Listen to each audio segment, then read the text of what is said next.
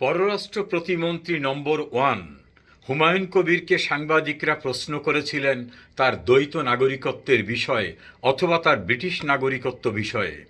তিনি যেভাবে উত্তর দিয়েছেন তাকে দৈনিক প্রথম আলোর সাবেক সাংবাদিক, বর্তমানে কানাডা প্রবাসী সাংবাদিক, একজন সিনিয়র সাংবাদিক, তিনি বলেছেন এটা অসভ্যতা, শিষ্টাচারহীনতা, সৌজন্যবোধহীনতা, কূটনৈতিক শিষ্টাচারহীনতা। প্রশ্ন যে কেউ করতে পারে, তিনি প্রশ্নের জবাব দিতে পারেন, নাও দিতে পারেন।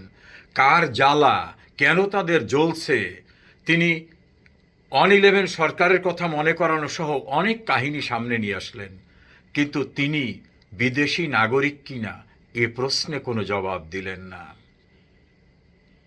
লন্ডন প্রবাসী সৈয়দ এহসান ফেসবুকে একটা স্ট্যাটাস দিয়ে চ্যালেঞ্জ করে বলছেন যে হুমায়ুন কবির ব্রিটিশ পাসপোর্টধারী, তিনি লেবার পার্টি করতেন, বেতনাল গ্রিন এলাকার সেক্রেটারি ছিলেন, তিনি আওয়ামী লীগের মরহুম সাবেক সাধারণ সম্পাদক সৈয়দ আশরাফ সাহেবের কাছে বহুদিন ঘুরেছেন আওয়ামী লীগের একটা সদস্যপদ পাওয়ার জন্য।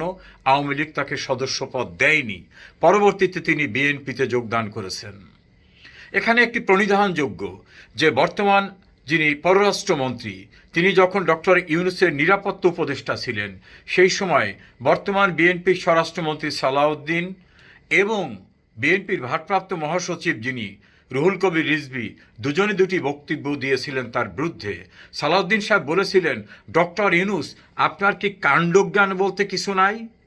আপনি একটা বিদেশি নাগরিককে নিরাপত্তা উপদেষ্টা নিয়োগ করেছেন, তার কাছে এই রাষ্ট্রের কোনো গোপনীয়তা কি নিরাপদ? তিনি ইউনূসকে কাণ্ডজ্ঞানহীন পর্যন্ত বলেছিলেন।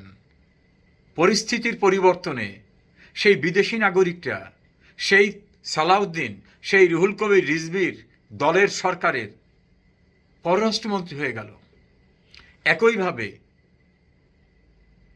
মিস্টার হুমায়ুন কবির, যার সম্পর্কে চ্যালেঞ্জ করে লন্ডনের প্রবাসীরা বলছেন, বিশেষ করে সৈয়দ এহসান সহ অন্যান্যরা সামাজিক যোগাযোগ মাধ্যমে বলছেন যে আমরা চ্যালেঞ্জ করছি, তিনি British passport holder. British passport holder কি মন্ত্রী হতে পারেন? বাংলাদেশের সংবিধানে এমন সুযোগ আছে? এই প্রশ্নের জবাব না দিয়ে তিনি সাংবাদিকদের উপর ক্ষুব্ধ হয়ে কার জ্বলছে, জলে কেন, এ জাতীয় শিষ্টাচারহীন কথা বলেছেন। তারেক জিয়া দীর্ঘদিন দেশের বাইরে ছিলেন, প্রবাসীদের সঙ্গে তার সম্পৃক্ততা দোষের নয়, কিন্তু সংবিধান লঙ্ঘন করে নিয়োগ দেওয়া হলে এর কনসিকুয়েন্সটা কি হবে সেটা কি ভেবেছেন? তারেক জিয়ার ক্যাবিনেটে কি তাহলে তাদের দলীয় কথিত মতেই ডক্টর খলিলুর রহমান প্রবাসী, হুমায়ুন কবির প্রবাসী, প্রবাসীরা কি মন্ত্রী হতে পারেন? এই প্রশ্ন কিন্তু ঘুরপাক খাচ্ছে।